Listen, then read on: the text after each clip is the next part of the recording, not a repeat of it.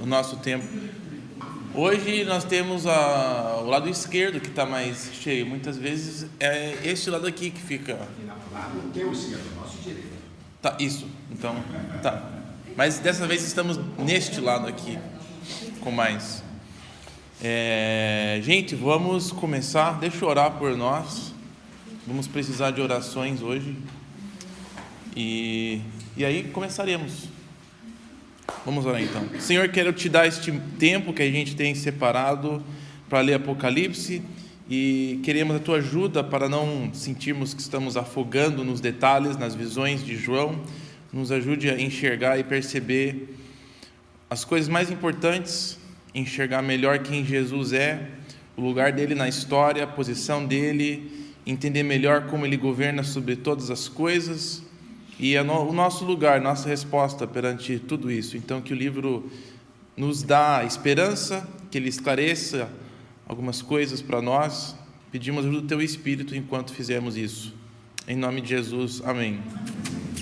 Hoje eu estou um pouco animado porque nós vamos concluir uma primeira metade do livro e com essa primeira metade eu acho que a gente vai estar bem posicionado para começar a responder algumas perguntas maiores sobre o livro. Gostaria de começar novamente com a estrutura maior, como eu tenho feito, digamos, de 1 a 11, de Apocalipse, e só relembrando por que a gente faz essa repetição toda vez que estamos aqui.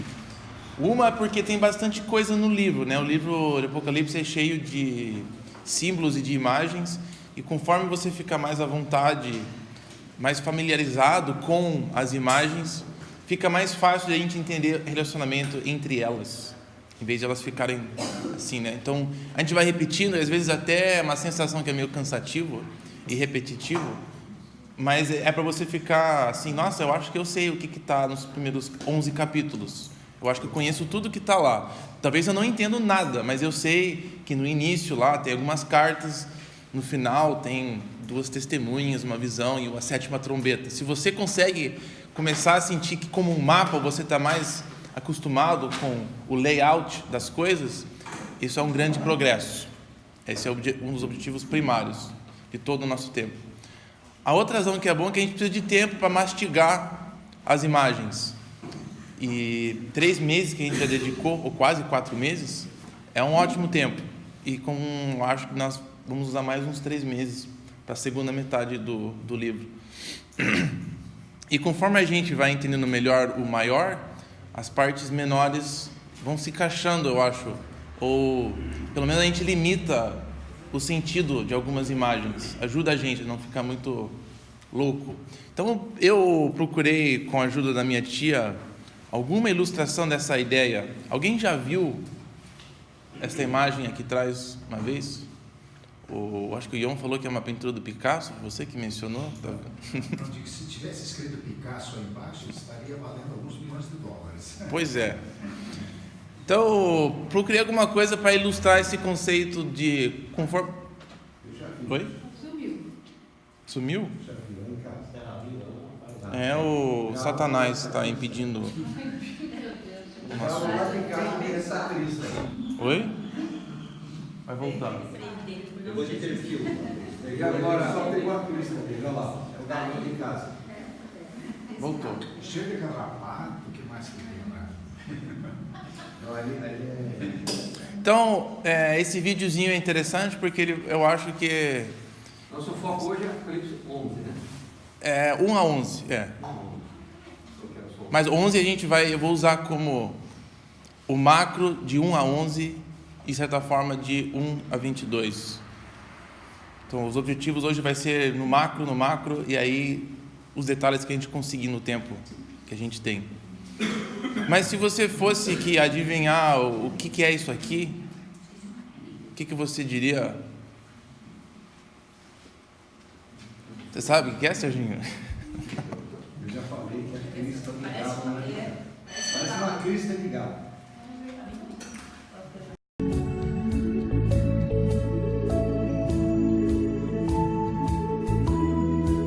É o cara mural tinha aí.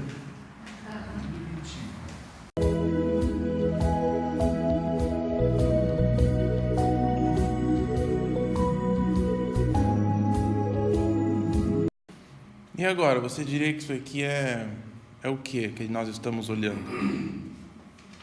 Você podia pensar numa história que encaixaria com esse visual?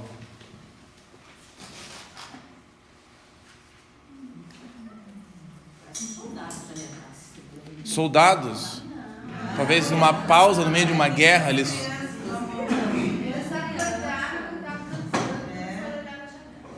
Eu estava em cima da cerquinha. Eles estavam falando, será que é esse que o papai hoje vai matar para a sopa dele?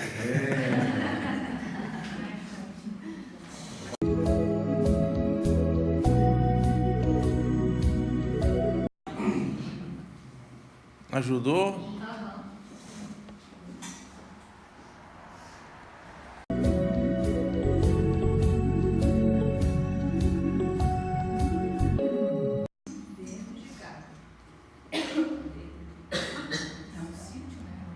É um sítio, uma chácara. Não. Aí está desorganizado. Todo mundo para largar.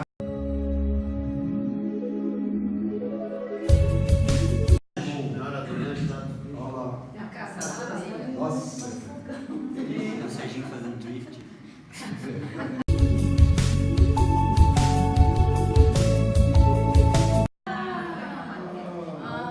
Mudou? Eu não tinha percebido antes, mas se você olhar no início daquelas crianças na janela, você vê que eles são os Legos. A criança tem um negócio no meio da cabeça, assim. Mas é algo que a gente não... Um detalhe é que a gente não olha assim porque a gente acha que é...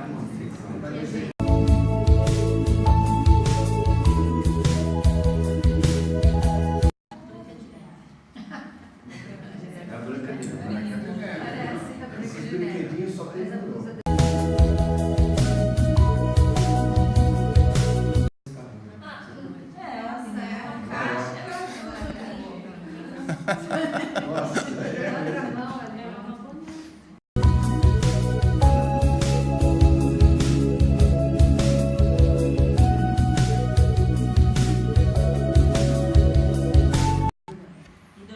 O cara tá num transatlântico.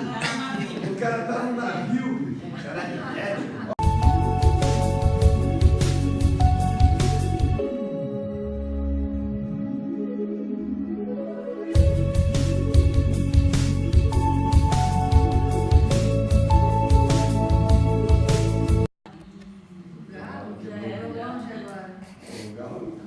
Viajamos, né? Desde aqueles molequinhos, soldados, crianças, passeio no sítio. E a gente discutindo a crista do galo enquanto tem um monte de coisa.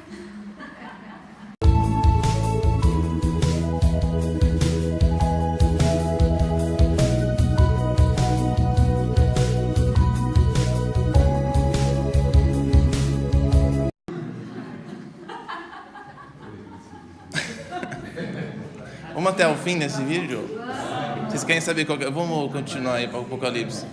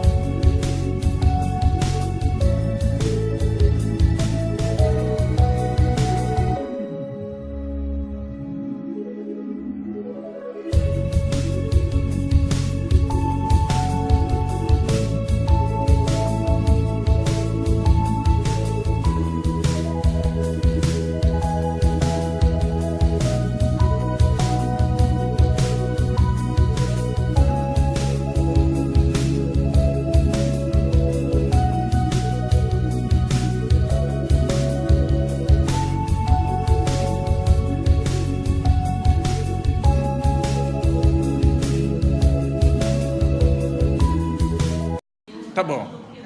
já é isso aí, é o planeta, né? Mas a ideia, eu só achei, eu tinha lembrado desse vídeo há muito tempo atrás e a Sônia achou para mim. E o nosso objetivo é a gente começar assim. Por isso que a gente faz o macro, a gente tenta alistar os capítulos, porque ajuda a gente a nortear um pouco e lembrar nós temos alguns pontos principais de referências no livro, e a gente usa os maiores para ir entender os menores detalhes. Em vez de fazer o contrário, ficar perdido no detalhe, ficar, o que é esse negócio aqui? E fica assim, daqui a pouco, se você nunca vai e toma alguns passos para trás, é muito fácil viajar e ficar absolutamente obcecado com o número 666. O que é 666 e 666? Quando que vai ser 666? Quem que é o 666? E fica, sabe? Em vez de mais 666, fica onde Apocalipse? Ela faz parte de qual visão? Ela está né, segunda ou primeira metade do livro. Então esse é o nosso objetivo, você saber quais são as visões distintas do livro e poder se localizar. E aí algumas, não todas, mas algumas coisas ficam um pouquinho mais domesticadas, talvez seria uma palavra. Então, é mais ou menos isso. Então, por isso que eu quero agora a gente pensar no de 1 a 11. Gastei tanto tempo antes de começar fazendo esse desenhozinho, foi o melhor que eu pude fazer, tá bom? Eu vou melhorando aos poucos. Pois é. Então, os primeiros 3 capítulos, de certa forma, são um tipo de introdução. Espero que você está começando a enxergar isso. O livro inteiro é a carta para as igrejas, mas a carta começa com essa introdução. Então, eu separei essas 3 para servir como uma separação, né? É bem distinto, capítulos 1 a 3, de 4 em adiante. Fechou lá ou não? Continua? Então, deixa assim mesmo. Aí, ao partir do 4, a gente vê que a visão muda. E a carne, o centro do resto do livro é de 4 em adiante. O 4 e 5 é essa cena do trono com o cordeiro, correto? Desculpa interromper, só uma pergunta. Você falou que a carta inteira, os 22 capítulos de Apocalipse, são dirigidos para 7 igrejas? São. O livro inteiro é a carta para as igrejas, sim. Inclusive, no final, você tem uma lembrança muito parecida com o início, o versículo 18 de 22, que ele fala no início e ele fala no final: declara a todos que ouvem as palavras da profecia desse livro, se alguém lhes acrescentar, tirar deste livro a profecia, 20, aquele que dá as testemunhas, vem em breve, não é isso que eu estava procurando.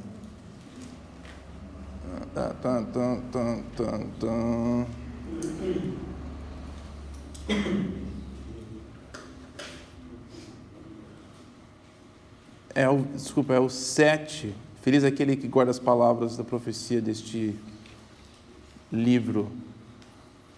Mesma frase que a gente vê no primeiros versículos. E também tem outros temas que vão resumindo tudo que a gente vê nas cartas. Então ele tem uma introdução e um fechamento. Ele não distribuiu cartinhas para cada igreja, né? Isso.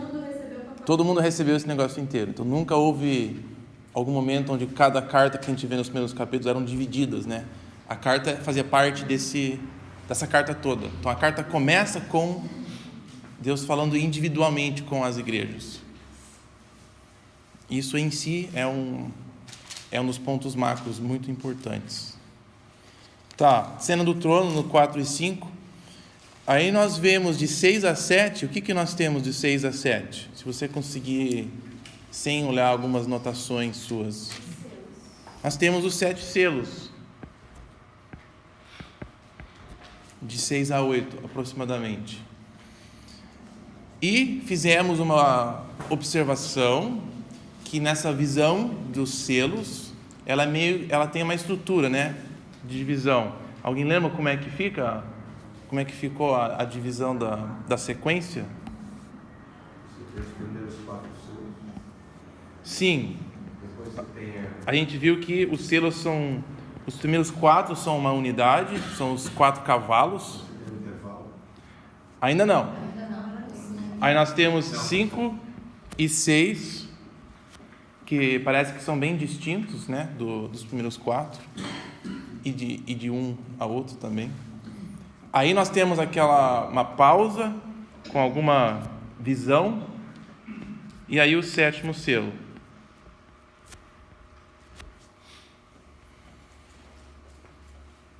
Isso é relevante porque a gente vê a mesma sequência no próximo bloco, de 9 a 11, que é onde nós estamos agora. As trombetas, elas seguem a mesma divisão. A gente vê de propósito, de 1 a 4 é um conjunto. Aí nós vamos ver o 5º e o 6º. Nossa, não está escrevendo direito. O 5º e o 6º parece que são meio diferentes dos primeiros 4. Nós vamos ter uma pausa, com alguma visão, antes de encerrarmos com o 7º. Então, tá parecido mesmo. Equivale. Final. Isso. Se você conseguir somar, você vai saber o final. É o valor de X ali, né? São trombetas, não sinos, certo? Isso, são as trombetas. Então essa observação ela é importante, porque ela vê que nós temos alguma estrutura, e eu acho que a ideia é de nós lermos os dois um paralelo com o outro. Eu voltarei a esta afirmação daqui a pouco. Então, depois dos selos, nós temos as 7 trombetas. Então é isso que nós temos até 1 a 11 no Apocalipse. Uma introdução, a cena perante o trono, onde agora tudo vai começar a desenrolar. Começa com 7 selos e aí 7 trombetas. Não é muito difícil, né, fazer essa separação enorme. Alguma pergunta até, entretanto?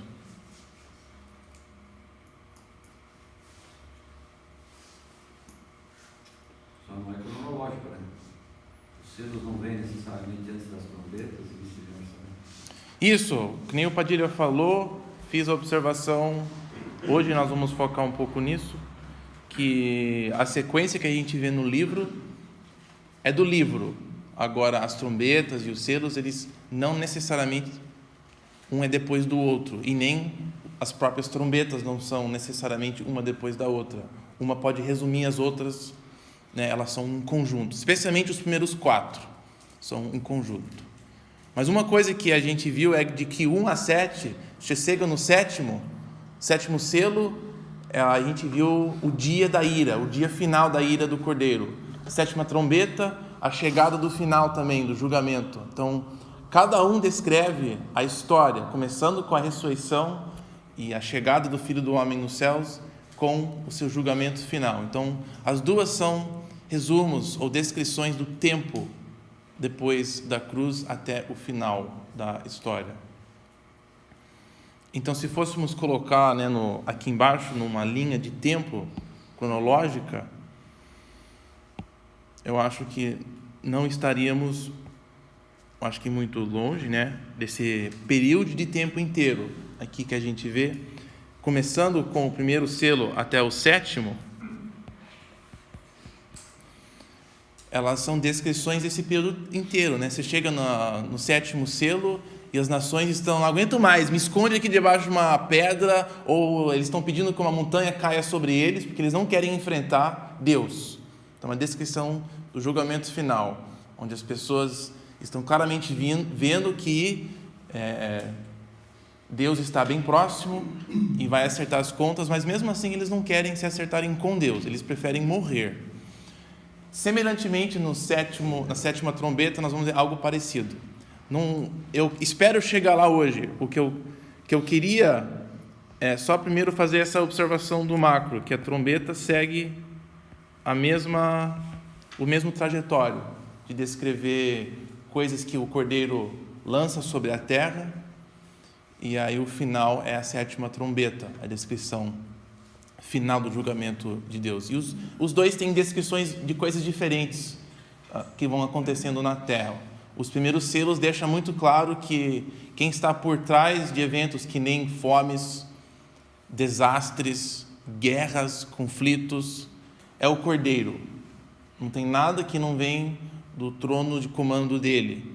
E a grande diferença de antes e depois da cruz é que o foco de Deus na terra era de trazer o seu filho, trazer o conhecimento dele na sua revelação, né? Então, ele, através de Israel, ele governava os eventos do mundo. E o foco dele era de preparar a humanidade para receber a verdade. E depois da cruz, agora é como se fosse olhando para trás, né? Tornar conhecido ao resto do mundo o que ele fez através de Jesus. Então, os conflitos globais, os problemas mundiais, eles vêm direto do trono, cujo propósito é tornar o Cordeiro conhecido. Então, apesar de a gente não ver, agora tem menos conflito ou mais conflito, é que a ideia é que os propósitos desses conflitos mudaram. E agora o Cordeiro é quem governa, e quem lança, e quem abre o livro lá, ele está abrindo perante a história, né? Redimindo a terra, tornando o Evangelho conhecido. E as trombetas têm uma correspondência muito parecida com o Êxodo, a gente viu, né? Usando as mesmas figuras, as mesmas imagens das pragas. E o objetivo era de Deus se tornar manifesto também nas pragas, né? Julgando cada deus diferente no Egito, e com cada julgamento ele relembra a sociedade egípcia quem que é o Deus verdadeiro. Semelhantemente, na terra, os julgamentos de Deus têm a mesma função hoje em dia, de humilhar a prepotência do homem, se achando, né, império subindo e descendo, e Deus tirando recursos, Deus julgando países, nações, derrubando impérios e mostrando quem que governa mesmo. É um jeito dele se demonstrar, se tornar conhecido. E a gente não terminou as trombetas, fizemos as primeiras 4. E o que eu queria fazer é de fazer um ponto macro hoje. Eu queria que a gente visse, nesse período de tempo, depois da cruz, fizéssemos uma observação aqui. E eu quero usar o capítulo 12, algo que a gente não fez, mas se vira e mexe, você vê que eu fico me referindo ao capítulo 12, a visão do dragão e da mulher, porque ela é tipo uma estrela do norte para mim no livro, no sentido de que ela ajuda a organizar bastante, muita coisa. E ela deixa muito claro que a visão é simbólica, em primeiro lugar, e segundo, o uso de números e de tempos, ela é muito forte. E por isso que eu te pedi, naquele segundo e-mail, bastante leitura sobre o capítulo 11 e fiz perguntas sobre os tempos. E eu quero tentar tratar isso primeiro hoje, antes de a gente ver os detalhes das trombetas. Bepa. Eu li esse 9, 10 e 11, então o Apocalipse fica evidente, né, para nós hoje a figura da criatura, né, que ela nunca vai poder subjugar o Criador. Sim. Fica evidente, né, que está no controle. E também no Apocalipse também fica evidente o ministério angelical aí, que, né, nós não estamos vendo, mas os anjos estão aí, né? Estão trabalhando. Como eles participam desse contexto todo. Uhum. Muito legal. Até agora isso está muito claro, né? Vai continuar assim. Então eu vou fazer algumas observações sobre a questão do tempo que a gente vai vendo. O capítulo 11 e a visão das duas testemunhas tem mencionado bastante algumas marcas de tempo. Então, capítulo 12, visando aquela mulher, né? A mulher grávida, o nascimento de Jesus, o dragão que quer matar o bebê, aí não dá certo, o bebê é levado para o céu, o bebê que governa todas as nações, aí ele fica lá quanto tempo, de acordo com o capítulo 12? Ou seja, a mulher depois foge e ela fica... O que o capítulo 12 fala sobre a mulher? Ela fala 3 anos e meio? 1.260. Isso. Então, esse período de tempo que, depois que a gente identificou que a subida do Filho é a ressurreição de Jesus, né? A sua ida para o trono de Deus. Então, esse tempo depois, ele corresponde então ao povo de Deus, a mulher. Esse é o tempo depois que o filho sobe, que ela tem preparada, preservada. Então eu propus para você que a leitura para nós sobre esse tempo, que é o tempo onde a gente vê as trombetas e os selos, 1260 dias. São 3 anos e meio, não é isso? Sim. Aí a gente vai ver ela falada de outra forma aqui. O tempo que o dragão vai correr atrás dela, descendo nos versículos 14, foram dadas à mulher as 2 asas da grande águia, para que ela pudesse voar para o lugar que havia sido preparado no deserto, onde seria sustentada durante tempos, meio tempo. Durante tempos e meio tempo. A ideia é um tempo, aí 2 e aí meio. Você soma os 3, você tem 3 e meio.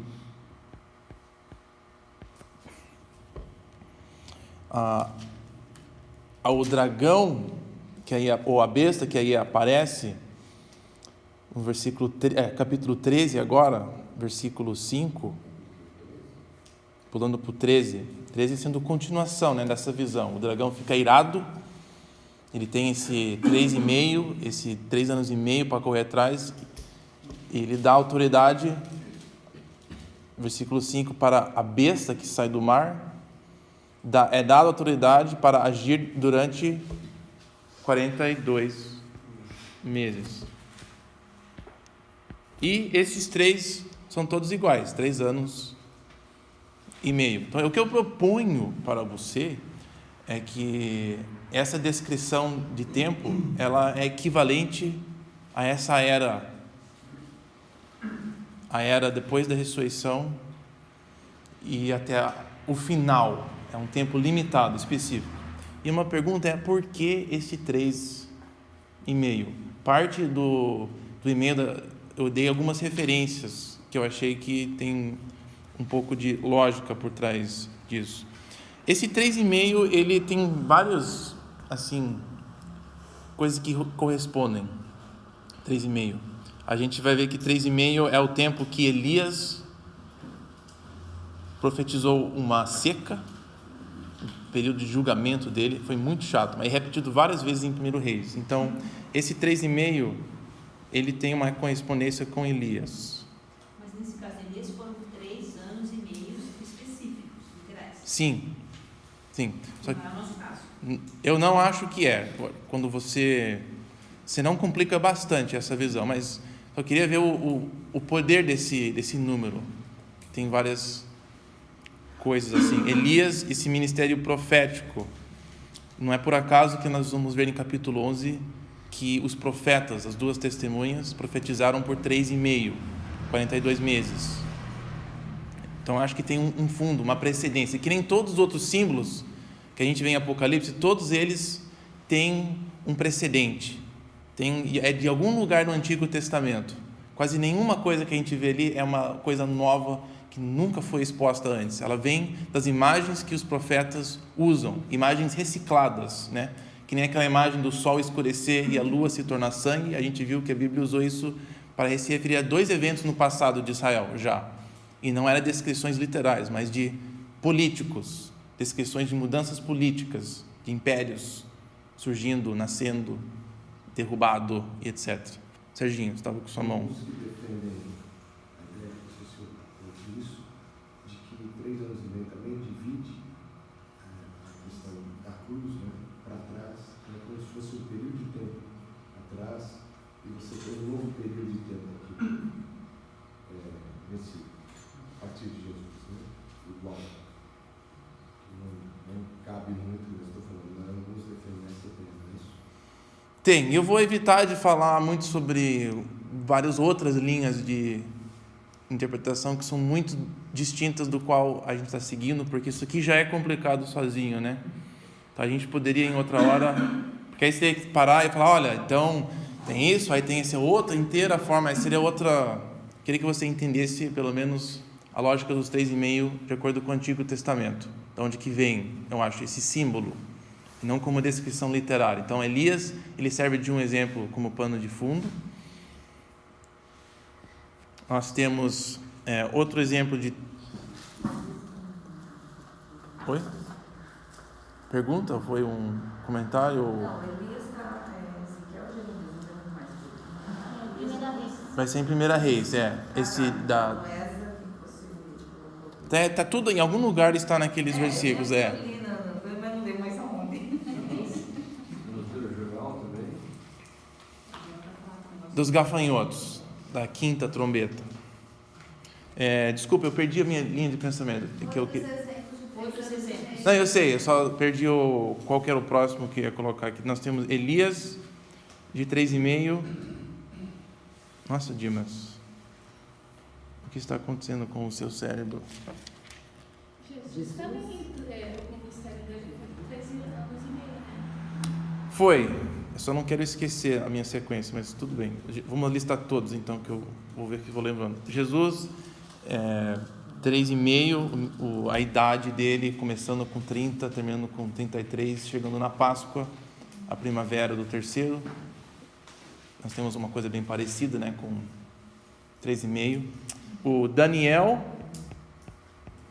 ele usa a mesma expressão para descrever o tempo necessário para os santos reinarem, para quando o Filho do Homem sobe. Daniel fala que vai ter tempos bem difíceis de tempos e meio, até que seja completo aquele tempo de... Ele que chama, aqui que nós temos o termo tribulação. Ele corresponde a esse... Ele usou a expressão tempos? Sim. Inclusive podemos ler Daniel 12.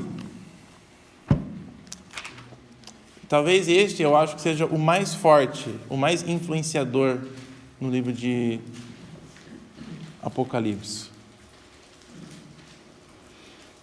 Então, Daniel capítulo 12, o último capítulo dele.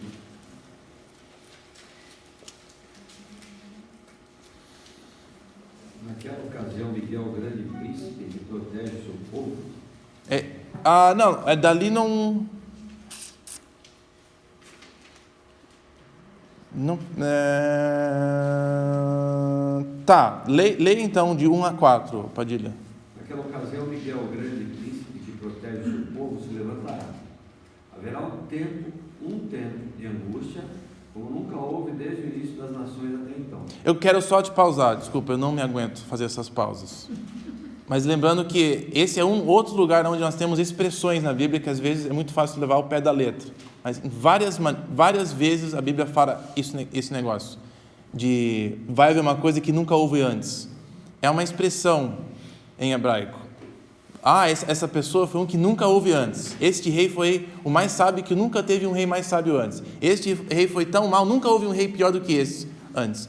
Essa tribulação foi tão ruim que nunca houve uma coisa tão antes. É uma expressão repetida, usada repetidas vezes na Bíblia. Então, é que vai ser uma coisa bem difícil. Não é que literalmente nunca vai haver um período de mais tribulação do que essa. Essa não é a ideia. A ideia é só vai ser muito grave.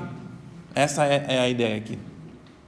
Mas naquela ocasião, o seu povo, todo aquele cujo nome está escrito no livro, espero que ele esteja lá, será liberto.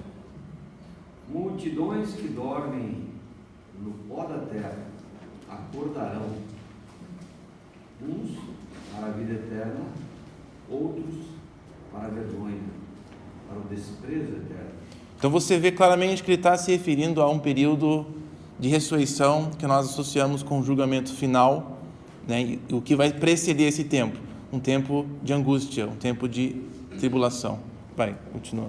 Aqueles que são sábios reluzirão como o fulgor do céu, e aqueles que conduzem muitos à justiça serão como as estrelas para todo sempre. Desculpa, eu vou te pausar de novo. Só para você ver os temas que nós estamos vendo em Apocalipse. Durante a tribulação, vai ter luzes brilhando durante esse período. Vai, continua, Padilha. Aqueles que são sábios reluzirão como o fulgor do céu, e aqueles que conduzem muitos à justiça serão como as estrelas para todo sempre. Mas você, Daniel, feche com um selo as palavras do livro, até o tempo do fim. Muitos irão por todo lado em busca de maior conhecimento. Obrigado. Tem muitos temas parecidos com Apocalipse. Eu gosto bastante dessa figura do livro selado. É o único outro lugar na Bíblia que usa uma imagem parecida do que Apocalipse, de um livro selado. E aqui a ideia de selar o que é que vai acontecer até que chegar a hora.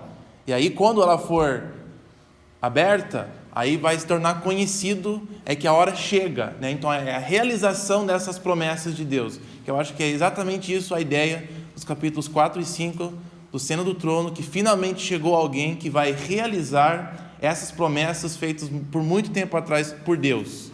Então a ideia de abrir um livro selado de Apocalipse, eu acho que ela tem sua raiz aqui, das promessas de Deus sendo realizadas, finalmente, o tempo do final chegando. Então, Padilha, vai de 5, pode continuar 5 a 7. Então eu, Daniel, olhei, e diante de mim estavam 2 outros anjos, um na margem de cá do rio e outro na margem de lá. Um deles disse ao homem vestido de linho, que estava acima das águas do rio: quanto tempo decorrerá antes que se cumpram essas coisas extraordinárias? O homem vestido de linho, que estava acima das águas do rio, ergueu para o céu a mão direita e a mão esquerda, e eu o ouvi jurar por aquele que vive para sempre, dizendo: haverá um tempo, tempos e meio tempo, quando o poder do povo santo for finalmente quebrado, todas essas coisas se cumprirão. Isso, então isso aqui é o lugar que eu acho que é o mais claro da associação com o Apocalipse, desse 3,5.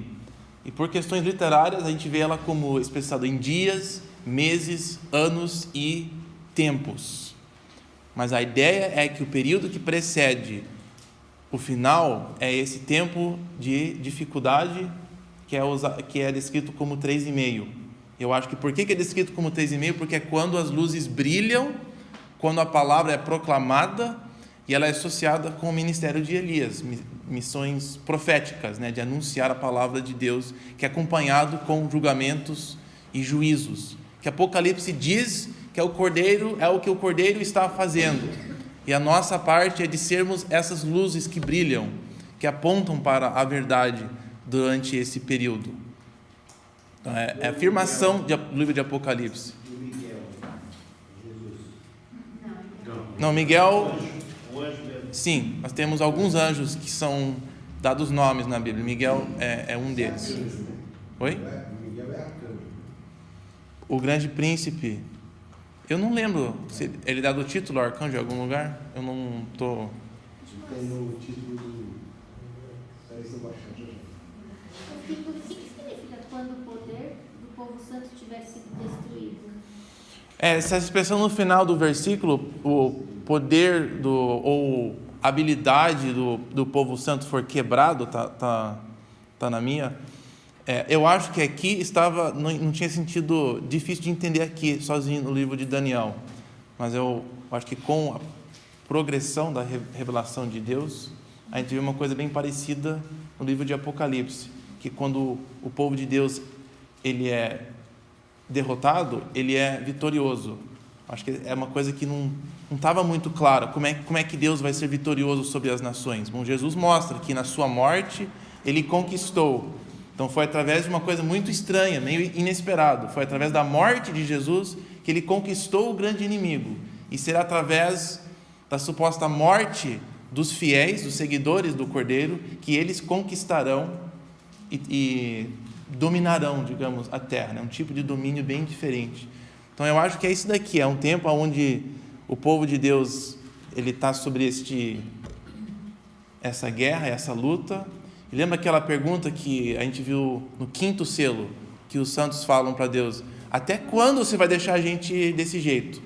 A resposta é: até cumprir o número daqueles que vão ser fiéis, não, na verdade ser mortos, né?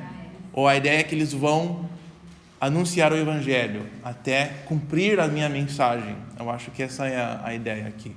Mas aqui sozinha fica meio... Daniel também não tinha Não, exatamente. Eu acho que essa é a ideia do selado. Ele vai ficar selado, mas quando chegar a hora que o livro é aberto, aí vai tornar conhecido. Eu acho que é isso que Jesus faz. É isso que Apocalipse, uma das mensagens principais. Jesus é essa chave que vira e ela abre a verdade. Em Apocalipse, Jesus venceu pelo sangue do Cordeiro e pela palavra do testemunho que deram diante da morte, não amaram a própria vida. O capítulo 11 que a gente... É assim que eles conquistam a besta. Então nós temos esse negócio de 3,5 vindo de Daniel. Então não é aleatoriamente que a gente vê ela aqui em Apocalipse. Vamos voltar para Apocalipse? Voltamos para Apocalipse. Desculpe, mas aí Daniel continua intrigado. E Deus manda ele seguir o caminho dele. Mas lá no final ele dá mais uma dica de tempo e o número é bem parecido com 1260, 1290 aqui na Pois é. É outro número, não tem a mesma regra. É mais confuso, né? Eu não sei exatamente por que ele muda. Depois ele fala 1335 dias. A única coisa que é a única vez que esse número aparece. O 3,5 aparece em outros lugares, né, como temos visto. A única coisa que eu consigo deduzir dessa é que a quem aguentar o tempo todo, né, que vai ser o povo santo, mas vai ter uma bênção para aqueles que passarem, que aguentarem firme. Agora, esses números específicos, eu não sei o que muito bem. Como Daniel, também não sei o que fazer com esse. Então siga o seu caminho. Só sei que no final o anjo fala: quanto a você, siga o seu caminho. Mas assim, esse daí continua meio difícil. Deixo o detalhe que eu não tenho certeza, meio esperando. Descansará, então no final dos dias você se levantará para receber a herança. A explicação para ele fica na sua, se preocupe com a sua tarefa e saiba que no final terá uma recompensa. Mas eu acho que o número maior do 3,5, essa é a ideia. Que quem aguentar até depois tem uma garantia de uma bênção.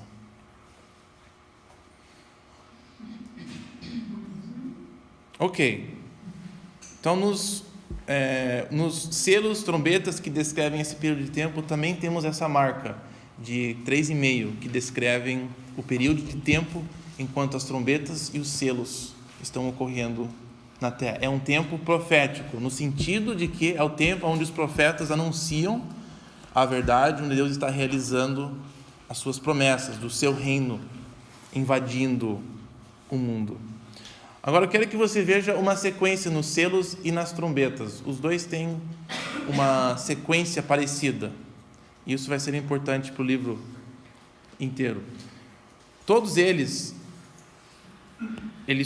chegam no final, né? Eles acabam no final, eles não começam no final. Existe uma progressão. Ele começa com um julgamento ou uma raiz, e chegando a um certo ponto, digamos no sexto, geralmente, dos dois, a gente vê alguma reação contra tudo isso, né? No sexto selo foi os reis todos juntos querendo morrer.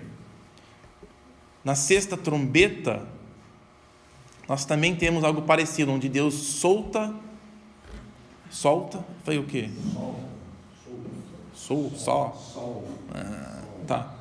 É solto 4 anjos e aí alguma coisa acontece, né? Nós temos reis mencionado nos dois. Nós temos algo que parece uma grande revolta ou guerra na sétima trombeta, que eu acho que é o paralelo dos dois juntos. Ele está descrevendo esse mesmo tempo. Então Deus manda os seus juízos, aí chegando próximo do final nós temos uma grande revolta ou uma grande guerra. Os 4 anjos soltos, eles ajuntam, né, um exército na sexta trombeta, perante lá o rio Eufrates. Vamos lá ler, talvez seria bom só olhar rapidinho. Nossa, eu estava em Daniel. 9:13. o sexto anjo. Vou esperar os chegarem lá.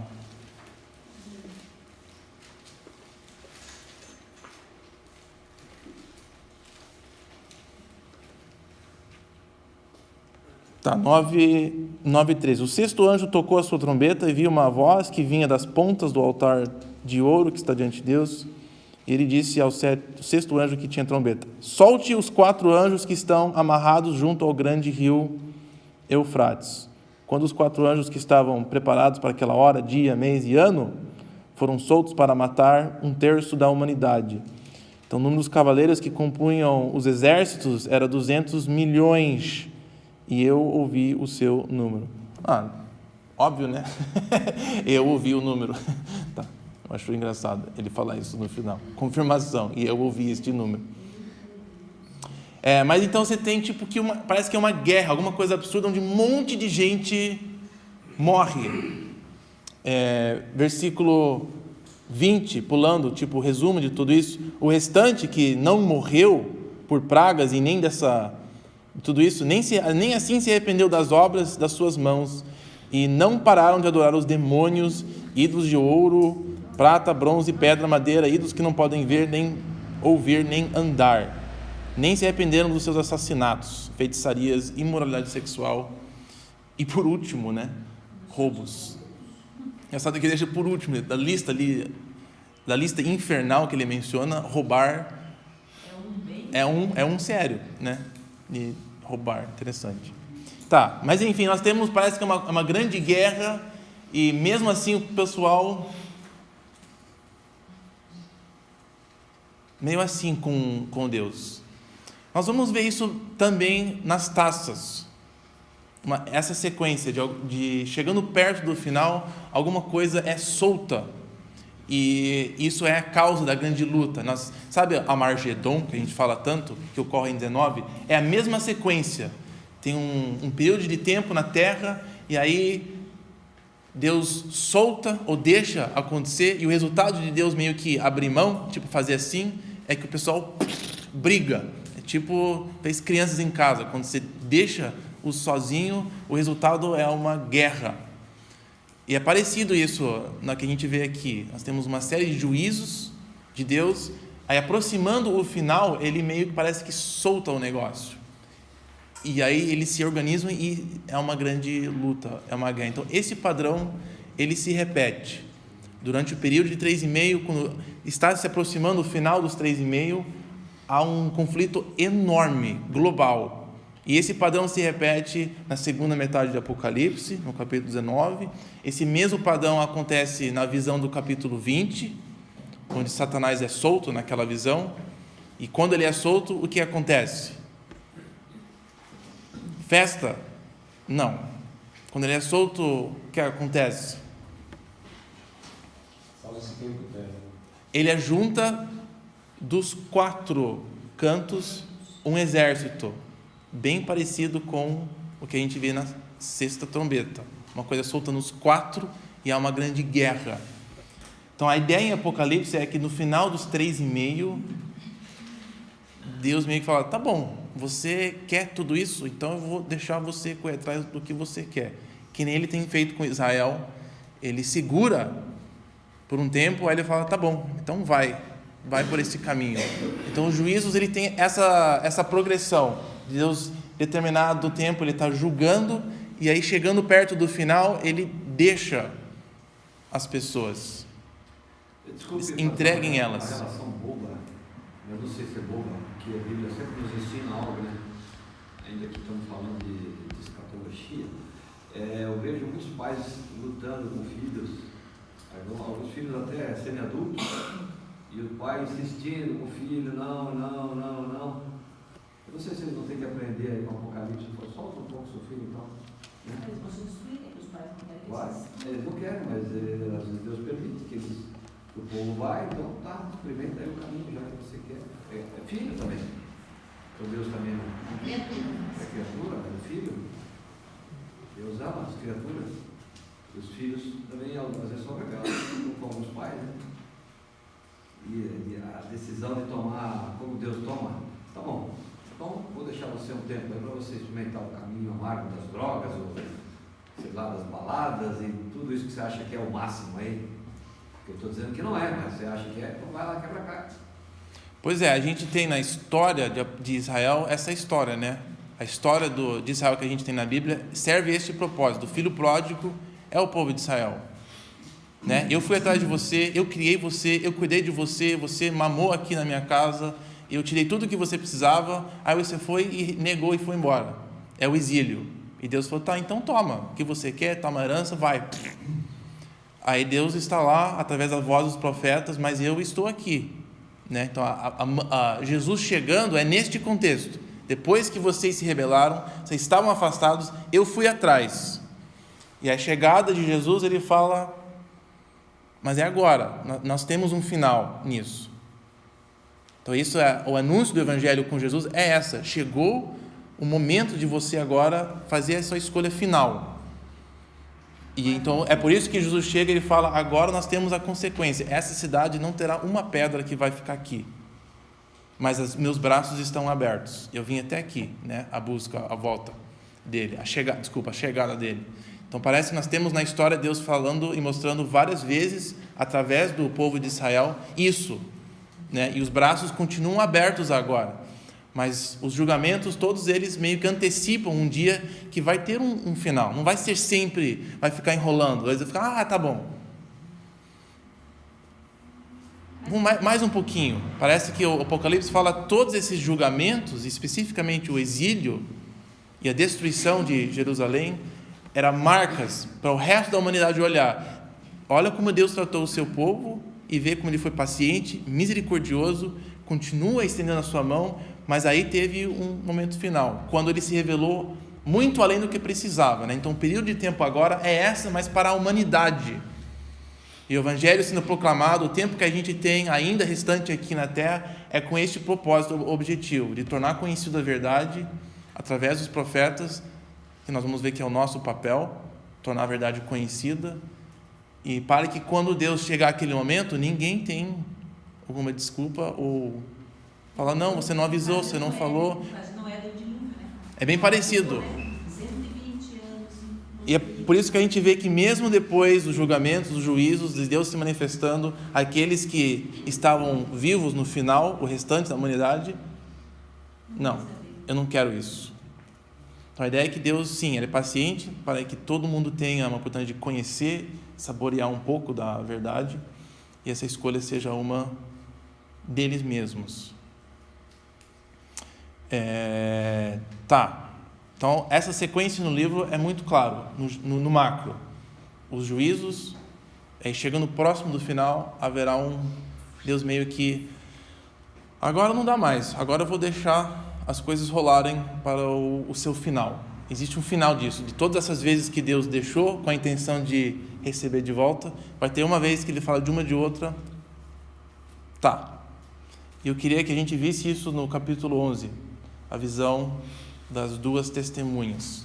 Creio eu que nós vamos ver esse mesmo padrão, de período de 3,5, segurando, aí chegando no final, existe acabou, e uma finalidade. Eu acho que esse padrão que descreve o período nosso da ressurreição até o final, é a mesma coisa que a gente vê no capítulo 11. E o capítulo 11, lembra que ela vem antes da 7ª trombeta. Então ela é aquela pausa que descreve todo o período de tempo do que vem antes.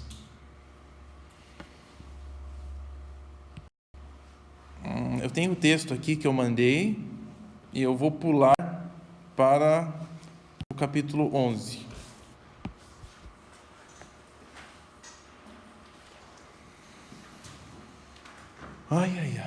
Então vamos.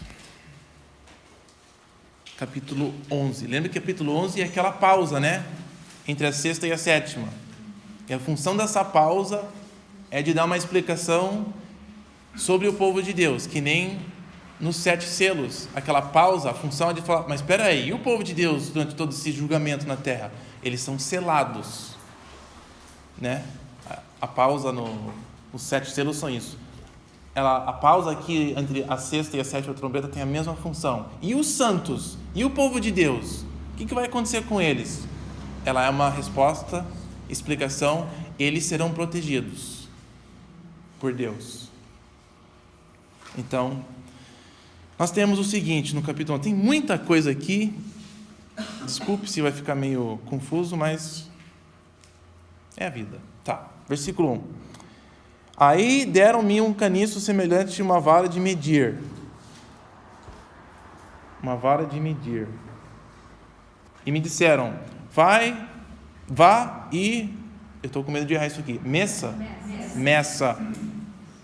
O templo de Deus, o altar, conte os adoradores de Deus que lá estiveram. Gente, isso aqui já é muito complicado. Tá, o João, ele está recebendo as trombetas, aí temos essa pausa, e lembramos que as visões são distintas agora, né? Então, isso aqui é uma visão, que nem tudo que nós temos visto em Apocalipse é uma visão, com símbolos e imagens. Qual que é a ideia de medir? Por que ele vai... Está aqui uma régua, vai lá medir. Sendo que ele é mandado para medir e a gente não sabe nada dos medimentos que ele... das medidas que ele tomou. Então a ideia aqui não era de literalmente medir um lugar e dar o exato com os detalhes. Eu tirei algumas referências para a gente ver que medir, ela transmite proteção e segurança, quando alguma coisa é medida. Esta é a ideia no Antigo Testamento. Essas ações proféticas é de dar proteção e segurança. Colocar limites, talvez. Limites, assim, né? Quando Deus julga, ele fala, ninguém vai medir nada aí, porque vai ser tudo destruído. Mas quando ele quer falar que isso aqui vai ser preservado, ele fala, pode ir lá, profeta, e medir do templo até a casa, não sei de fulano de quem, você vai poder medir as coisas, porque vai ser seguro. Eu vou proteger este lugar. Então, medida tem a ver com proteção e segurança. Então, ele fala, vai, meça. Ele fala, o templo de Deus, o altar também. Vai medir essas coisas.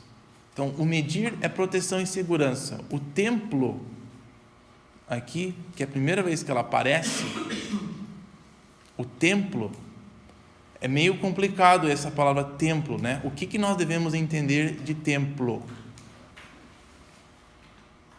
Eu acho que a dica contextual de templo é no versículo 3. Essas duas pessoas que aparecem do nada. Ela corresponde a pessoas.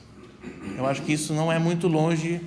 Mas eu pensei, nós somos o templo do Espírito Santo. Exatamente. Eu pensei que não é muito longe a gente entender um templo como pessoas, ou seja, o povo de Deus. Já no versículo, já temos uma dica. Vai medir o altar e os adoradores de Deus. Algumas traduções têm a palavra conte, mas você pode até apagar ela da sua Bíblia. Ela não está lá. Literalmente, a visão diz, vai medir as pessoas. E a razão é que ele não está literalmente medindo, é porque ele está preservando e dizendo que o templo, ou seja, os adoradores de Deus, eles serão protegidos, guardados por Deus. Que nem vimos na outra visão, todos serão selados por Deus, protegidos. Então vai lá medir os adoradores de Deus que lá estiverem. Será que isso não tem a ver com o negócio de galardão? Vai medir o povo, né? Mas uns são mais, outros menos. Eu acho que a ideia é que simplesmente medir, todos esses serão protegidos. A gente segue a sequência aqui no versículo 2. Ele vai medir o templo, mas lá fora, o pátio exterior, não meça, porque aquilo não vai ser protegido. Você vê essa ideia aqui. E eles pisarão a cidade santa durante 42 meses. Eles estão se referindo às testemunhas? Eles pisarão ou os gentios?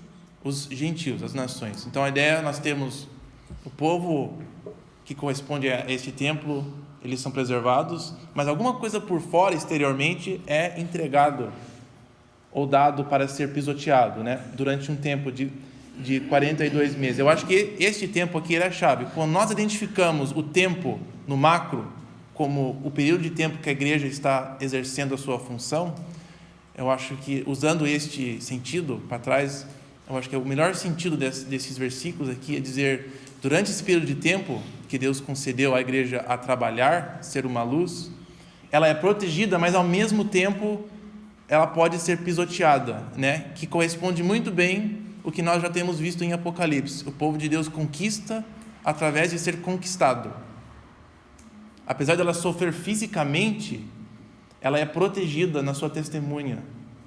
O que ela é protegida é de se manter fiel à missão dela, né? Ela vai ser o templo de Deus, ela vai anunciar a verdade, mesmo debaixo de pressão, e Deus meio que fala que isso vai acontecer. Então é uma proteção dela ser quem ela é, mesmo sendo pisoteada. Acho que essa é a imagem que nós temos aqui. No versículo 2 não dá para concluir que o templo de Deus é dos discípulos novos. Sozinho não dá, por isso que eu disse, usando o macro especificamente. Seria mais a presença de Deus, talvez. Você estar na presença de Deus, o templo de Deus. Não, a ideia é que o templo, ela vai continuar sendo o templo, né?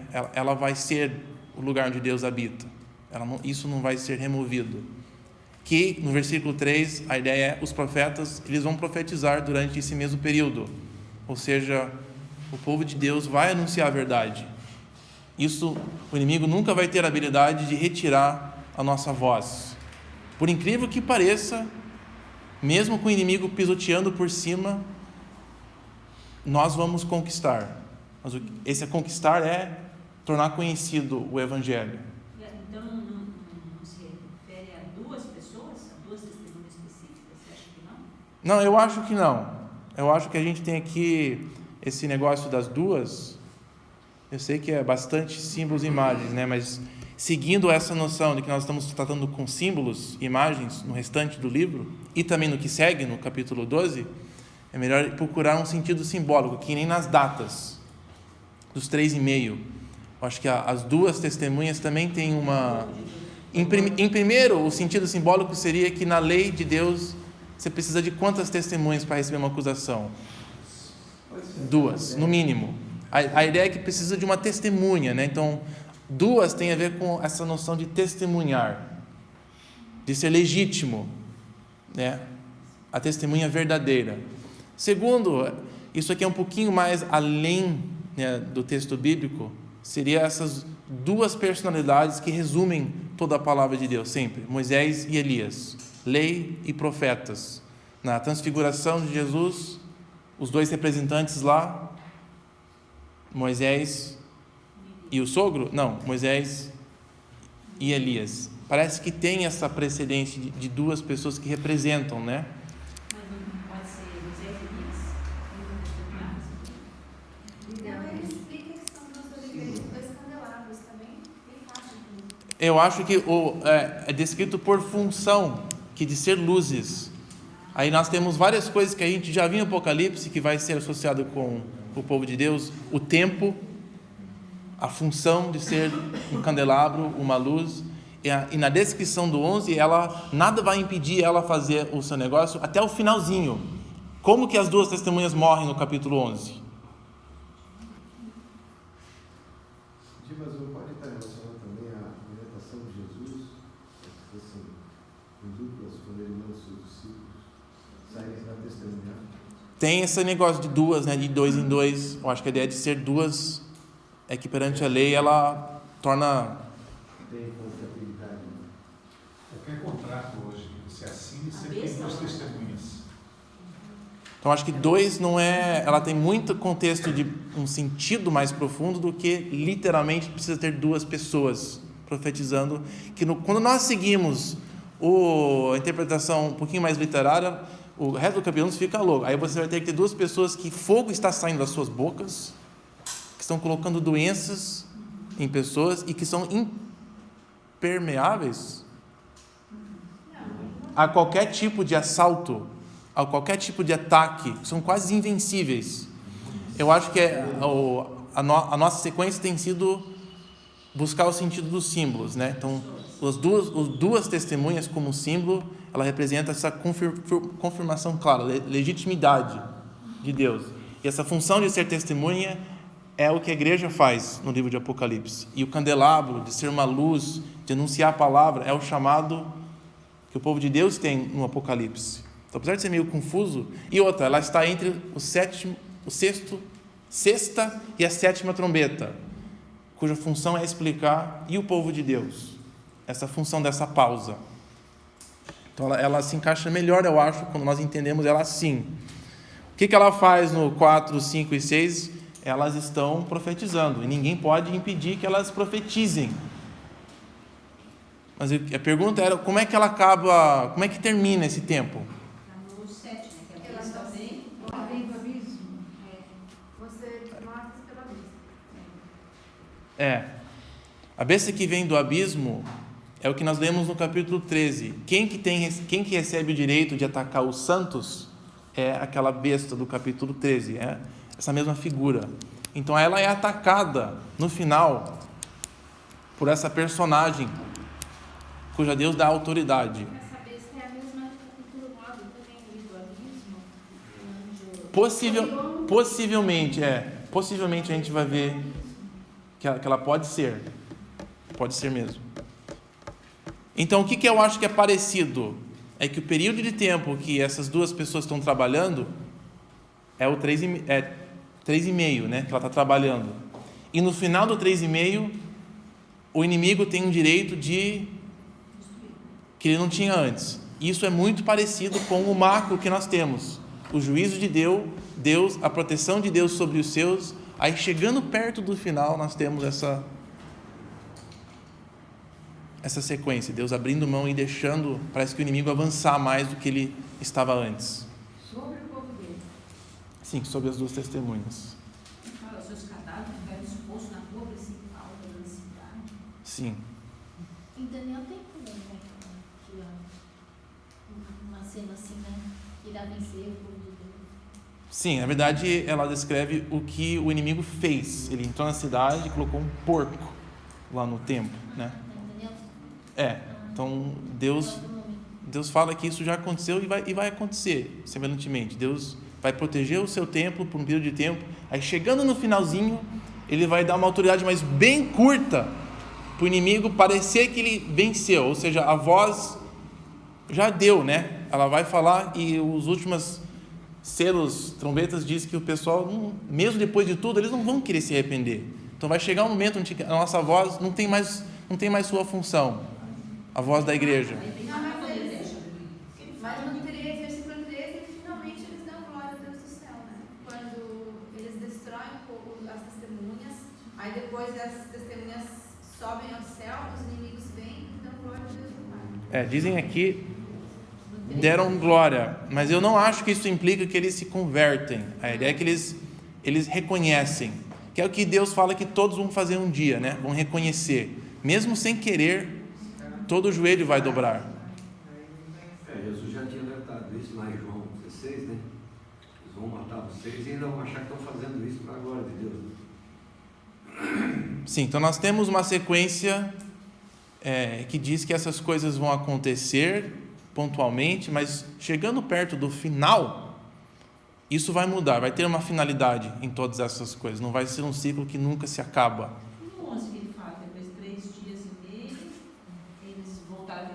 Pois é, nós temos outro 3,5, né? Eu acho que o 3,5, ele é...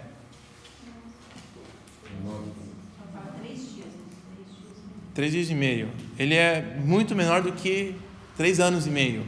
A ideia é que nós vamos ter um tempo bem antes do final, aonde Deus concede ao inimigo, solta o inimigo para silenciar, né? Nós não teremos mais efeito no final, mas é só no final. Até lá, o templo é protegido, as duas testemunhas, ninguém terá o direito de calar a boca deles. Eles vão falar a verdade, eles vão pronunciar. Aí chegando no final, é um dos sinais que o final vai chegar. É onde a voz mais não é útil, não será mais ouvida.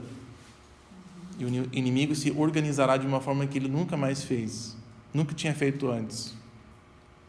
Mas ela será bem curta, tipo, que nem 3 dias em comparação com 3 anos. Será um período bem curto antes do final. Que vai ter essa destruição, mas depois vai ter elas vão ressurgir de novo. Sim, e é neste momento que aí a gente vê a sequência aqui, onde o reino do mundo se tornou do nosso Senhor. É o final. É a mesma sequência que nós vimos dos selos e das trombetas. A gente vê nessa visão do capítulo 11. O sentido geral dessa visão é: o meu povo será protegido para fazer a sua função, eu protegerei eles para testemunhar, profetizar a palavra de Deus, até no finalzinho, onde não terá mais função você ficar falando, porque o povo rejeita, né? É uma visão muito bizarra, né? Contemplarão os seus cadáveres, não permitirão que sejam sepultados, e por causa disso ficam tão alegres que vão festejar e dar presente uns para os outros. É muito bizarro, né? Uma visão muito bizarra. E essa alegria do povo, eles ficam aliviados que não tem mais juízos, né? Porque durante 3 anos e meio, o povo de Deus fica avisando a humanidade do julgamento final de Deus, fica falando que Deus não aprova de tais atos de conduta, fica falando para os governantes: cuidado com a opressão, com a injustiça, com a opção, porque tem um cara lá em cima que não aguenta isso por muito tempo. Então não sei se posso falar, mas é um saco essas pessoas aqui na terra, este sal na terra. E a nossa voz aumenta conforme o tempo vai passando. A nossa habilidade de comunicar aumenta. A gente vai se espalhando. E parece que ninguém consegue silenciar essas pessoas. Quanto mais eles são oprimidos, mais os crentes crescem. Quanto mais eles são perseguidos, quanto mais eles multiplicam. E esse é o tempo que Deus protege os seus. Então eles podem ser por fora derrotados no corpo, fisicamente, mas a sua voz fica ressoando. Aí chega no final, Deus fala: ninguém mais vai ouvir isso aqui. Completou o número de pessoas a serem mortos, completou o número de pessoas que aceitarão a minha mensagem, e aí eu vou entregar as pessoas totalmente. E aí eles ficam felizes quando a gente parece ser derrotado, né? A celebração. Calaram a nossa boca, mas o tempo dura muito, muito pouco tempo. Muito pouco tempo. E o 12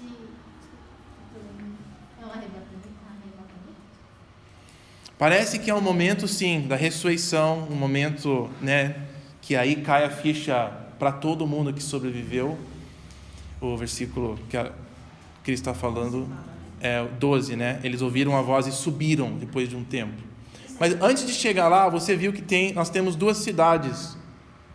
Uma da pergunta que eu fiz no e-mail foi uma cidade, versículo 8, e a outra aquela santa cidade, né, no capítulo, do versículo 2, do 11. Deus fala de 2 cidades. Novamente, são 2 símbolos. A cidade de Deus contra a grande cidade inimiga, que é a prostituta.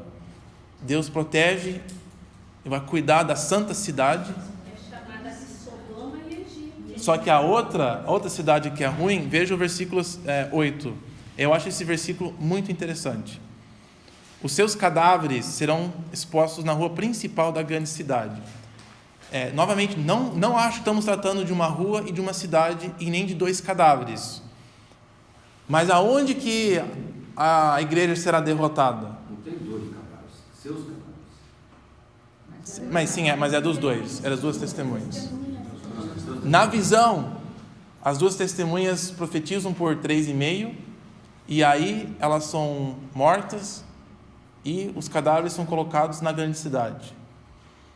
Essa cidade, ela é espiritualmente chamada Sodoma e Egito, desculpa. Na minha versão está figuradamente. Pois é, eu sei que está assim, eu esqueci de anotar isso. Mas é a palavra espiritual. Mas depois ele fala: onde foi crucificado o seu Senhor. Essa para mim é a grande chave de a gente enxergar essa visão. Então, espiritualmente, o que Apocalipse está falando? Ele está falando: olha, gente, essa cidade onde Jesus foi crucificado, ele é de fato uma manifestação da grande cidade, o grande inimigo de Deus. Qual que é a grande cidade em Apocalipse? Eu te dei uma série de referências. É a Babilônia.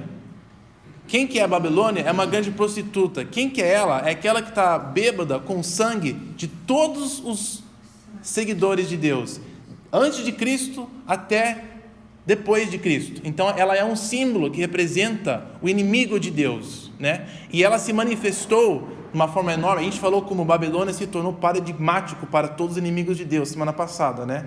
Então ela continuou sendo esse símbolo de um sistema econômico que dominava a terra toda na época, um sistema político idólatra, um sistema que engoliu o povo de Deus.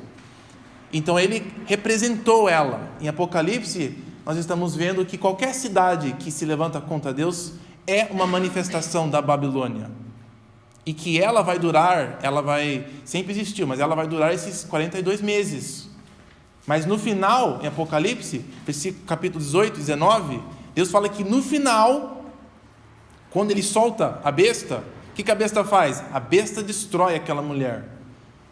E vai ter um tempinho depois que ele vai juntar todo mundo. Então, o sistema atual, ele continua, a Babilônia, né? E chega no próximo final, ela é morta. Mas não tem como a gente saber que não física. É morta pela própria besta. Ela é um sistema, ela é uma força, ela é o que o Satanás usa, né? É o que vem na cabeça dele. É um sistema econômico opressor, é um sistema cuja a função é de eliminar a voz de Deus. Ela pode tomar muitas formas.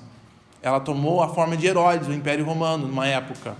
Mas ela pode ser transformada ao mesmo tempo. Ele também não pode significar prostituição e idolatria? Idolatria, o Egito era uma manifestação também, quando ela era governante do mundo. Sodoma é perversão absoluta do conduta civil, né, numa sociedade.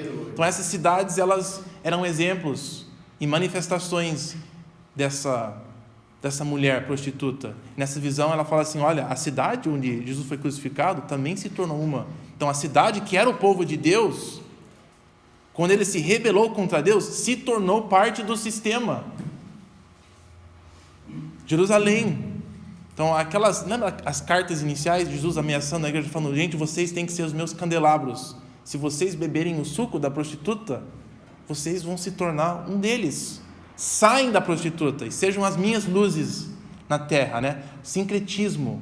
Não adotem os valores do mundo, porque ela vem da prostituta, cujo propósito é de silenciar os profetas, né? Você se torna um inimigo de Deus quando você se associa ou se torna amigo do mundo. Uma imagem muito forte. O objetivo era de acordar aqueles crentes dormindo, estavam mais ou menos na sua vida, de dar um choque assim, nossa, amizade com o mundo é amizade com a prostituta, eu posso ficar bêbado com o suco dela e não perceber que eu estou impedindo o reino de Deus na terra. Então, é outro símbolo que eu acho que... Outra coisa que é um símbolo, não é uma cidade literal, senão isso aqui fica uma confusão enorme, né? Mas ela é um símbolo. As duas testemunhas serão mortas pelo mesmo sistema que matou o nosso Senhor Jesus. Nós estamos com a mesma missão do Cordeiro. Temos o mesmo inimigo. Então, o Apocalipse revela essa verdade. Resumindo o capítulo 11. Não tem como viver sem ter muito. Resumindo o capítulo 11, o povo de Deus é protegido, ele é garantido cumprir a sua função, garante conflito, garante oposição, e diz que por um período de tempo nós vamos profetizar e proclamar a verdade de Deus, e uma boa parte da humanidade não vai gostar disso. Termos práticos do sistema político opressor com relação à igreja, né? Essa perseguição também você enxerga dessa maneira das questões ali, colocar peso para as igrejas, a tentativa de fechar os templos, e como tem uma visão que as pessoas falam também que futuramente não vão se reunir mais em tempo, vão voltar nas casas e estar em perseguição. Você enxerga esse quadro também? Olha, o que eu enxergo aqui é que ela afirma que terá oposição, mas o que ela afirma também é que nós vamos conquistar. Ela afirma que durante o período que Deus nos dá aqui, não tem por que só ficar reclamando, porque você vê as duas testemunhas, elas têm o direito de falar e ninguém vai impedir que eles falem. Podem tentar, podem planejar, podem ficar, agora a gente vai tirar os direitos das igrejas de fazerem não sei o que lá. Não importa, porque durante o tempo que as duas testemunhas estão profetizando, elas têm toda a autoridade de Deus de falar. Elas podem pedir socorro divino, podem pedir fogo do céu, podem pedir que Deus remove impérios, que mude sistemas opressores, porque elas têm acesso àquele juiz, né, o Cordeiro. Então, pode ser que amonte um grande plano de derrubar as igrejas de um país, de um lugar, oprimir a gente, mas a gente tem isso aqui. Nós temos a autoridade divina, nós temos acesso ao Cordeiro, que, se ele quiser, ele derruba o império contra a sua, porque ele foi medir o templo lá e aquilo vai ficar tudo protegido. Vai ficar guardado. A gente tem uma segurança de proteção enquanto estamos na missão. Agora, de acordo com as cartas, quando nós fugimos e desviamos da missão, aí ele fala, vocês saem da minha proteção, né? Vocês saem de ser o meu templo, lá fora eu entreguei para ser pisoteado. Mas enquanto vocês estiverem seguindo a minha missão, vocês estão protegidos. A gente fica muito preocupado com a proteção física, né? Eu acho que a igreja está totalmente, a gente hoje nessa visão, né? Que a gente tem muito essa autodefesa, autoproteção. Ai, não vou dar ali porque aqui é tribuno, não vou dar ali. Você perde essa visão, que está aqui com o propósito, se morrer, morreu. Por que a gente quer se proteger tanto, né? Fisicamente. Então, esse era as cartas, a gente vê que esse era um dos desafios da igreja. Das 7 cartas, tinha umas 2 que tinha um acordo e estavam com medo de perder o comércio, porque comprometer com Jesus implicava abrir mão de adoração a César. Não adorar a César implicava que você saia do mercado.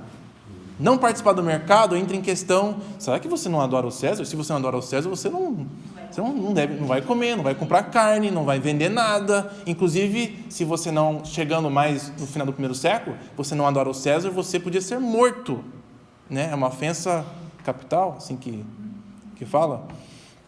E essa chamada da igreja em Apocalipse, escute só, não quero que você abra lá, quero que você só escute só. Uma voz que proclamava: saiam dela, povo meu. Saiam da prostituta, evitem ela, não participem do sistema, para que vocês não participem dos seus pecados, para que as pragas não vão cair sobre ela, as pragas que vão cair sobre ela não os atinjam. Olha os pecados de Babilônia que se acumularam até o céu.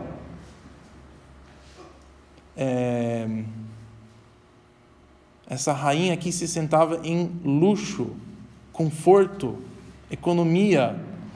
É a chamada igreja de não beba este suco da Babilônia. Não participem com ela. Desculpe a radicalização, mas você acha que nós estamos falando em atitudes práticas hoje de nós nos isolarmos totalmente do sistema, não comprarmos jaqueta com o logo da Nike, nem comprar iPhone, nem entrar no sistema? O que isso representa para nós agora? Você deveria entregar para a igreja todos esses produtos, para os seus líderes. Deixa a gente sabe como é que usa sem ser influenciado pela besta. Essa é a grande mensagem do dia. Não, mas o chamado na segunda metade do livro é discernimento. Identificar o número, o 666, o chamado, o uso, a função do número identifique então aonde está a besta, aonde que ela está atuando, aonde especificamente que ela está atacando a sua vida. É o chamado aqui, porque não é pecados aleatórios que você sofra. Sabe que tem um sistema por trás, bem planejado e bem pensado, de um inimigo que quer a sua vida, que quer o seu dinheiro, que quer que você fique confortável. Então, eu acho que é o fruto final das coisas, né? Porque o método em si, o dinheiro, o luxo, sei lá, a venda, o comércio, não é isso o problema, né? O problema é o que está por trás do que ela produz e como ela neutraliza de ser o candelabro. Então, são as coisas que neutralizam a nossa testemunha, que nós precisamos identificar com clareza e saber que elas são da prostituta, que vem da besta, que são coisas do diabo, né? Então, de não participar e não contribuir Então, é um chamado para discernimento. Ela não fala especificamente, nunca venda, nunca compra, nunca faz nada. Não é isso, mas é um chamado de, em cada circunstância, a igreja identificar aonde que a besta está atuando. E, de novo, a força de usar esses símbolos é de chocar a igreja e de levar mais a sério a sua situação, que era a situação 5 das 7 igrejas, de acordar. E a mensagem também, ela vai endurecer aqueles que estão já endurecidos, que vai ser o que vai acontecer, né, na história. A gente vê, eles vão, conforme Deus vai se manifestando, cada vez mais vai se levantando as mãos para Ele. Se você gostar de futebol, torcer por isso, também já O Araújo esclarecendo aqui. Quando ele faz questão de explicar que a grande cidade também é onde o Senhor foi crucificado, será que ele quer chamar... Eu não sei, fiquei pensando assim, num sistema religioso também, caindo, sabe? Legal que ele mostra essa cidade. Nós vamos ver capítulos 13, 14 e 15. O falso profeta, que é como é que o dragão e a besta atua? Através da besta do abismo, que é o sistema político e econômico, e através do falso profeta, que contribui, que é o lado religioso também, que deixa as pessoas enganadas. Então, eu acho que tudo combina nessa visão da igreja sendo essas duas testemunhas que são luzes, que estão falando, identificando, e por isso que as pessoas ficam chateadas. Falando, isso aqui é do diabo. Sabe que parece coisa né, da voz, isso aqui é do diabo, é do mundo. Virou uma expressão, mas literalmente a função da igreja é de identificar e falar, isso aqui vem do diabo. Essa promessa, essa confiança num sistema econômico ou político, isso é do diabo, porque nunca você pode ter esperança num sistema ou em homens. A esperança é no Cordeiro, na transformação que ele traz. Então, é a função das testemunhas falarem. Haverá um julgamento final para essas coisas. Sim, de falar sobre o final do mundo. Sim, de falar sobre a influência sedutora da prostituta, do sistema, como é que ela vem e cativa aos pouquinhos, através de todos os seus métodos. Então, eu acho legal os símbolos, que força a gente a pensar mais criticamente. Não há nada a pega. E é interessante, quando você convive com as pessoas que não são cristãs, ensinando a Bíblia, para eles parece uma coisa tão, nossa, mas isso é muito radical, isso é muito fundamentalista, não pode ser isso, né? E é essa visão mesmo, né? E as pessoas acham isso loucura. Não pode. Olha os coitados budistas, mas não certinhos. Como eles não vão chegar, não vão alcançar o céu, né? Como eles não vão conhecer a Que pessoas ignorantes, intolerantes que vão falar isso, né? Que linguagem mais de ódio. Isso, ou você é muito intolerante, muito radical. Você nunca chegou no nirvana. Deixa eu escrever mais uma tela aqui de resumo.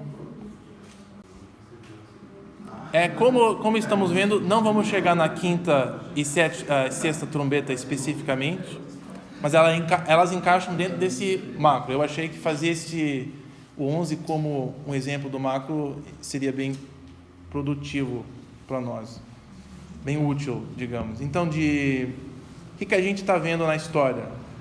O que Apocalipse fala? Que esse período, essa cruz, ela marcou uma era distinta na humanidade, onde Deus encerrou de preparar a humanidade para o conhecer e tornou conhecido o seu Filho de forma mais clara e visível. O cara estava ali suspenso numa cruz, nu, falou todas as palavras que Deus tinha dado, e agora ele dá início a esse período de tempo, né? A era messiânica, esperada por muito tempo, onde Deus, sim, demonstra o seu governo através de um rei crucificado e morto. Durante esse período, ele manda os seus cavalos sobre a sobre a terra, os seus juízos. E todo o império, a queda de um sistema econômico, todas aquelas mudanças que chocam o mundo, elas são manifestações dessa autoridade de Deus, cujo o resultado é sempre abertura para o evangelho crescer. Então a ideia é que Deus governa os eventos globais, políticos, com essa intenção de nos dar voz, de dar oportunidade para suas testemunhas entrarem em lugares que não podiam antes, de ter acesso a pessoas que não tinham antes, para tornar conhecido a mensagem. Este é o objetivo dele em governar, através desses juízos. Através das trombetas, a gente vê também esses julgamentos sobre as pessoas, onde Deus, ele julga as coisas que as pessoas confiam, né? Ele vai na terra, nos recursos naturais, água, dinheiro. Ele tem o seu julgamento sobre essas coisas, que vai revelar que ele domina sobre todas essas coisas. E durante esse tempo o povo de Deus é protegido, é garantido a sua Segurança. isso. Então não temos que nos preocupar que alguma coisa, talvez fisicamente somos afetados, mas em termos de o mundo explodir, chegar um cometa, a gente vai todo mundo morrer, então se prepare para uma invasão, sei o que lá. A gente não precisa viver em desespero, porque a função e a missão do povo de Deus, ela é garantida. Nós temos a vitória obtida por nós, se nós estivermos com aquela... Sim. E a nossa... A vitória é morrer, certo? E a grande vitória é de nós podermos morrer pela fé, seria, né? E a guerra é contra o dragão, é contra uma besta que representa o sistema político, é contra o falso profeta, que representa... O dragão é contra Satanás? Oi? O dragão é Satanás. Sim, ele representa a grande mente por trás de tudo isso. E ele se manifesta... E a besta é negócio político, né? Através de uma prostituta, esse símbolo de seduzir, através dessa oferta de vida boa, luxuosa. O sistema é isso que políticos fazem para ganhar o seu lugar? Eles falam que a sua vida vai ser pior se eles forem eleitos? Claro que não. Eles vão oferecer vida melhor, segurança, eles vão mudar as coisas. É a voz da prostituta. Confia em mim. Vem cá, que vai ser bom. Só em troca eu quero seu tempo, seu dinheiro, e sua vida. Mas eu te dou, né, um retorno. E o chamado de Apocalipse é cuidado com essa mensagem, porque ela é uma coisa que a besta está usando para te enganar. Não seja enganado. Sua esperança não é nessas coisas. Então a nossa guerra é contra essas coisas, de no meio de tudo isso poder proclamar a mensagem claramente. Temos esperança e nós temos avisos neste livro. E Apocalipse revela o Cordeiro sobre essas coisas, né? Capítulo 4 e 5. Ele usando essas coisas como ferramentas para tornar conhecido o reino dele, o reino humilde, reino misericordioso, perdoador. Mas sim, a gente vê claramente agora que tem um fim. Terá um fim nisso. Não vai durar para sempre este ciclo. E que a prostituta, ela existiu e ainda existe. E existirá até o fim. Porque no final o Apocalipse fala que quando o dragão é solto, a besta, a fera fica louca, ele mata a prostituta, não tem mais uso para ela. E aí ele tem um período de tempo bem curto para tentar calar a boca do povo de Deus. E aí chega o final. Em resumo, assim, macro. Eu acho que eu falei o que eu queria falar. Deixo aí comentário, pergunta, pensamento.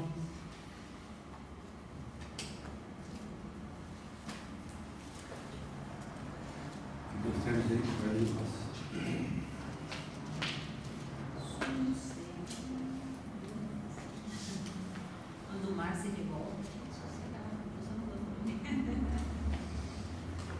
para o povo do primeiro século era bem difícil, né? Isolados, sozinhos, pequenininhos, sentindo que as suas vozes eram silenciadas e sentindo que o seu sofrimento era em vão. Mas sentir que você faz parte de uma coisa muito maior é o que Apocalipse providencia.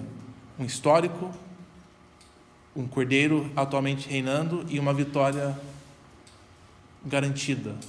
Então, a função é de dar esperança e também chocar, né, se for necessário. A gente às vezes fica muito focado na crina do carro. O quê? na crise. Ah, sim. Não, exatamente. E não é por acaso que João decide terminar sua carta não com a visão do fogo consumidor e da besta mastigando as suas vítimas. Ele termina a visão com a santa cidade, que foi protegida, pisoteada por um tempo, mas que no final será linda e maravilhosa. Ele termina com... Não podemos terminar nosso pensamento sem lembrar do final. A cidade vai ser pura, bonita, ser orgulho das nações. Ela vai brilhar.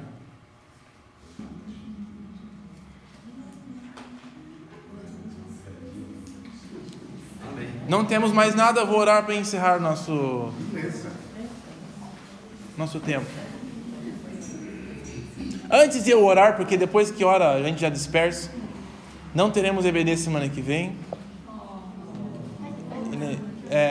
Eu não estarei aqui. E é possível que não teremos para os próximos 3. Uma porque no terceiro domingo de julho a gente terá uma formação especial, né, tio? Dia 23 nós vamos fazer a reunião de manhã, às 10h30. Nós vamos ter o Adriano, vou fazer uma junta panelas. Quero convidar vocês todos para trabalharem junto com a gente aqui. Cada um vai trazer o seu arroz com frango. Então já vamos definir julho. Mas não era das 3 No último domingo, talvez. Eu acho que o último domingo eu acho que a gente volta. Os próximos 3 não tem. Não tem como. Só que E o Laudir pediu que naquele terceiro a gente apresentasse um teatro de Apocalipse, vestido das personagens, e encenamos o livro de Apocalipse. Isso, ele quer tocar também. Os próximos 3,5 ou nos próximos 3,5 nós não teremos. Mas eu vou dar, em cada semana eu quero que você leia agora capítulos 12 a 22. Eu espero que você se sinta bem mais preparado para ler. Vai ser bem mais bagunça porque os detalhes, eles têm mais detalhes, mas você tem, eu acho que o macro. Espero que você leia ele com novos olhos, de certa forma, mas leia ele junto, assim.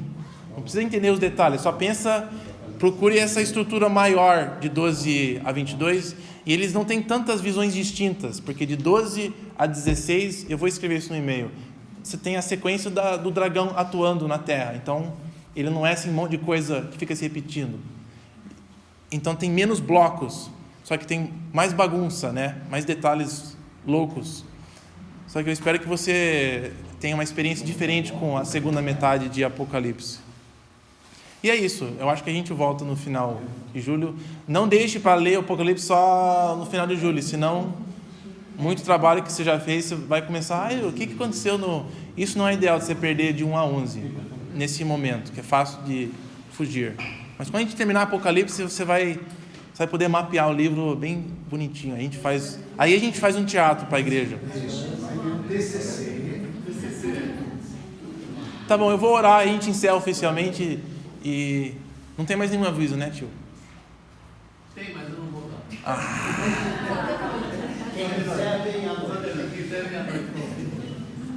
Tá bom.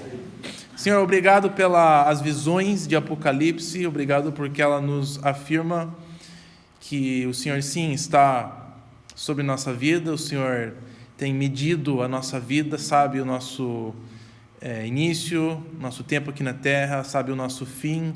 Sabemos que o Senhor sabe governar a nossa vida, sabe conduzir os eventos que acontecem sobre nós. Então, que isso sirva de esperança para nós, de nós encararmos a missão, de enfrentarmos a batalha que às vezes é a nossa vida, de discernirmos e identificarmos aonde essa besta atua, onde ela quer nos seduzir. E pedimos que o Senhor abençoe os seus servos que estão enfrentando sim ameaça de vida no mundo, que o Senhor os fortaleça, que teu Espírito os dê a força necessária para perseverar. Somos gratos pela vida deles, de exemplos que servem para nós, de sermos luzes aqui no nosso meio. Coloque dentro de nós uma vontade de buscar mais, a compreender essas coisas. Enquanto nós lermos, o Senhor honre essa ação nossa com discernimento e esse prazer de encontrar coisas novas na Tua Palavra. Então, te agradecemos, entregamos esse tempo nas Tuas mãos. Amém.